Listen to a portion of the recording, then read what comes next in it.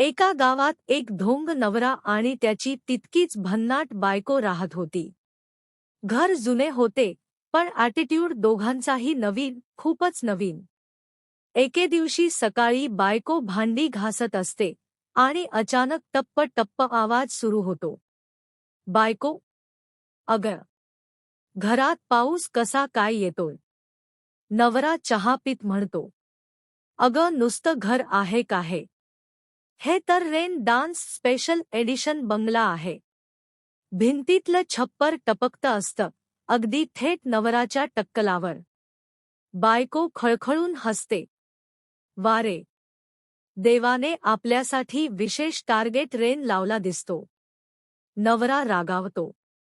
मी किती वेळा म्हणालोय घर दुरुस्त करायला, पण तुला फक्त टिकटॉक नाचायचं असतं.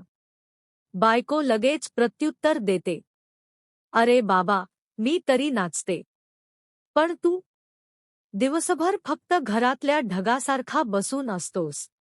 अचानक जोरात पावसाची धार फुटते, छताचं मोठं भोक उघडतं आणि थेट मधोमध पाण्याचा फवारा सुरू होतो.